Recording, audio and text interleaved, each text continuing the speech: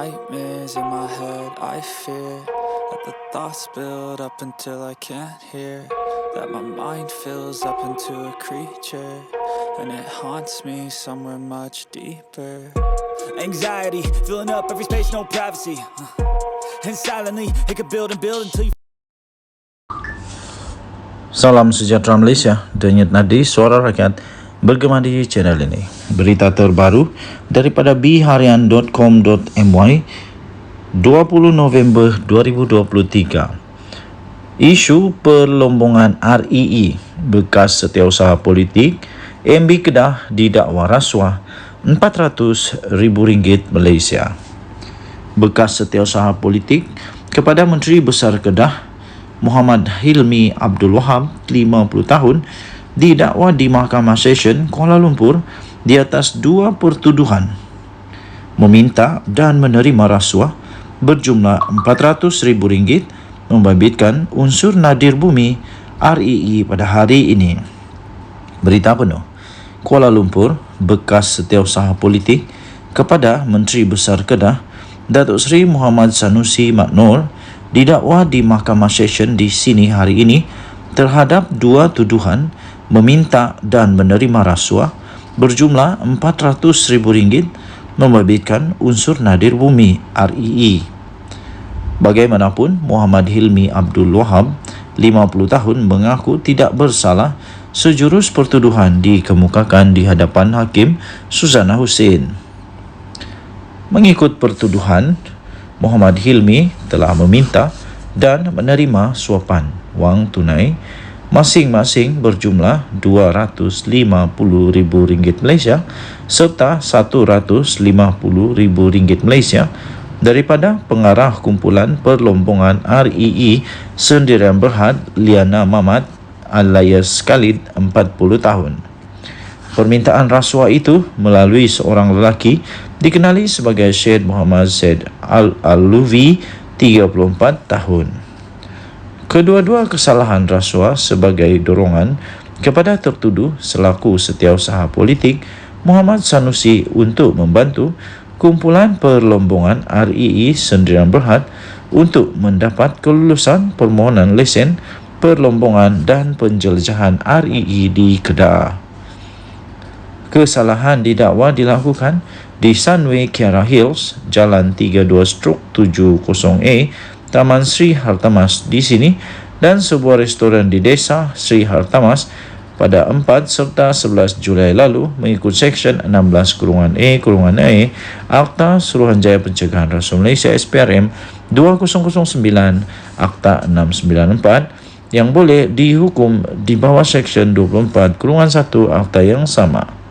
Seksyen terbabit memperuntukkan hukuman penjara tidak lebih daripada 20 tahun dan denda tidak kurang 5 kali ganda jumlah atau nilai suapan jika dapat dinilai atau berbentuk wang atau RM10,000 Malaysia mengikut mana yang lebih tinggi jika disabitkan kesalahan.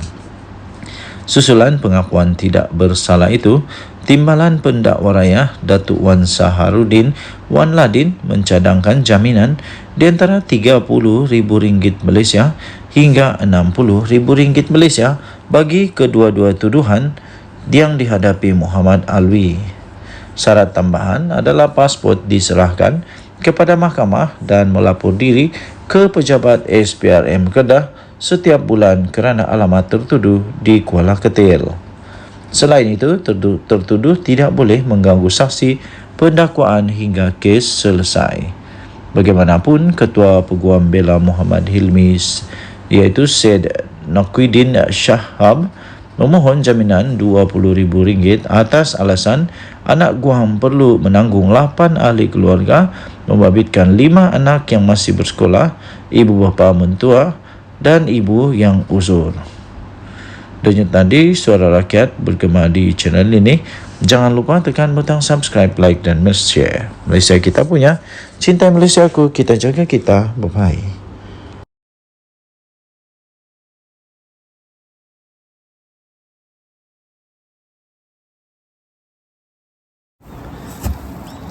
Salam sejahtera Malaysia, selamat pagi tuan-tuan dan puan-puan yang dihormati sekalian.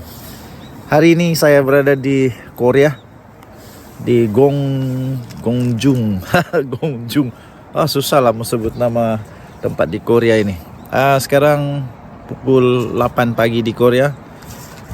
Cuaca di sini sekarang ada -1 sekarang di sini. -1, sejuk. Hari ke-8 di Korea. Okey. Ada satu kenyataan terbaru daripada Sinar Harian Premium dikeluarkan yang saya sangat-sangat setuju lah. Saya sangat-sangat setuju, yaitu seorang timbalan Menteri KPDN Fauzia Saleh, kalau saya tidak silap. Dia mengatakan begini, dan saya setuju ini. Jika anda setuju, anda boleh komen saya setuju. Dia kata Malaysia memerlukan Datuk Seri Anwar Ibrahim sebagai Perdana Menteri sehingga tamat PRU 16 punya tempoh. Maksudnya tambah lagi 5 tahun. Saya setuju. Saya setuju untuk perkara itu bagi sampai pada saat ini. Kerana apa ya? Kerana pada hemat saya, Datuk Seri Anwar Ibrahim adalah Perdana Menteri Malaysia yang amat adil, tak bias dan transparent. Inilah Perdana Menteri yang kita mau. Perdana Menteri yang takut akan Tuhan. Takut akan Tuhan. Maksudnya beliau menggunakan kuasa yang ada padanya dengan betul.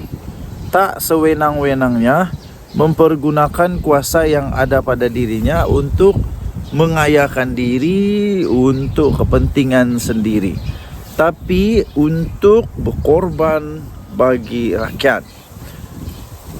Setakat ini bagi saya, apa yang saya nampak dalam usaha Datuk Seri Anwar Ibrahim sebagai Perdana Menteri untuk cuba membangun semula, cuba membangkitkan semula negara Malaysia sebagai harimau yang cukup dihormati, berada dalam landasan yang amat betul pada ketika ini. Beliau adalah Perdana Menteri yang sangat diperlukan oleh setiap suku yang ada di Malaysia. Kerana beliau bukanlah seorang Perdana Menteri yang keterlaluan.